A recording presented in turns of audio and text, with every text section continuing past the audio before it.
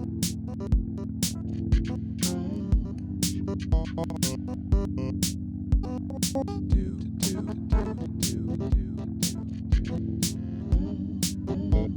to die. Hey, welcome back to Wander and Wonder, episode 43. I still haven't quite figured out my mic situation, so bear with me. But, I wasn't quite sure if I wanted to make a video today. I thought to myself, why not? This is just a channel. It's supposed to be, just free thinking. It's an exercise for me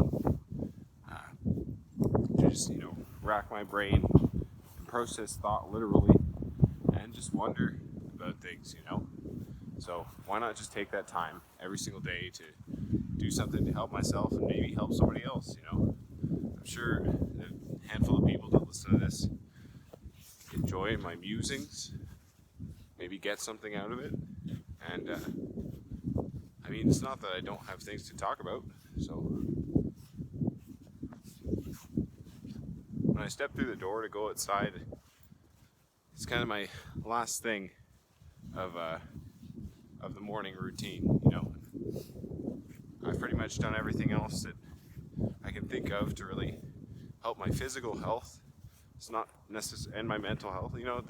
There's always things throughout the day, but I have a little morning routine, and I like to stick to that routine. And sometimes during the routine, it begins to feel so this is it. It's become so much a routine that it's almost a ritual now.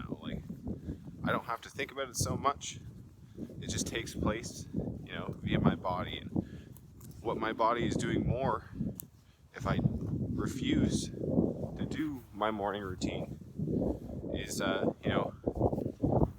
I'm losing a little bit of ability to think clearly. I don't know if I'm phrasing this correctly.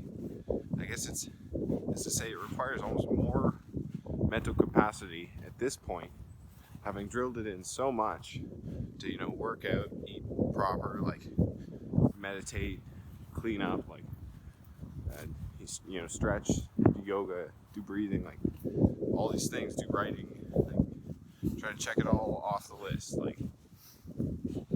and you might think that that's hyper orderly, but that's just the way I like to operate. I'm trying to function at a higher level than I did before. So if I can track the things that I do in a day, I can add to that list, slowly, as things become, ritualized.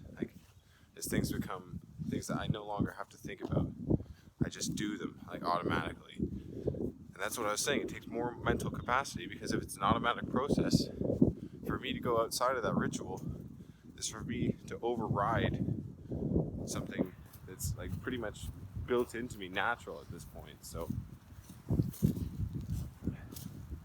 on the way out the door, I thought of the old Socrates Damon trip. Oh, there's some sun up there.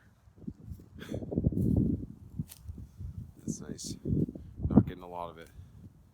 So yeah, Socrates spoke of his inner dialogue as his daemon, or people call it his guardian angel. So it's weird, angels, demons, and things like that.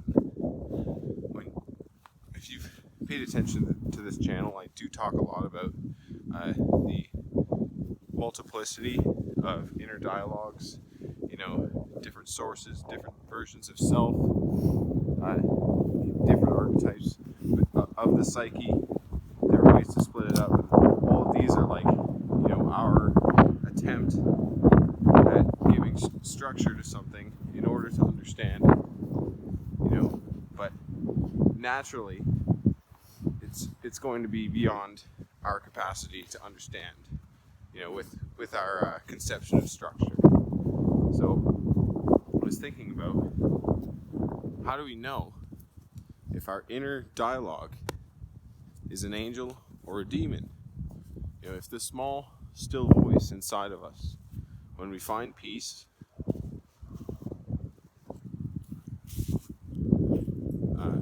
happens to... Sorry, I think I hear the clingy things again. I do. Nice. if the small still voice inside of us has led us astray in the past, how do we know to trust it? That's what's really interesting about the relationship with the self, is that it operates a lot on trust, and there's something to be said for, you keep telling yourself that you're going to do something and then you don't do it. There's something called the law of diminishing intent. This is a concept that's been out there. It's like, the more times that you fail, the more likely you are in the future to fail again. The more effort it takes to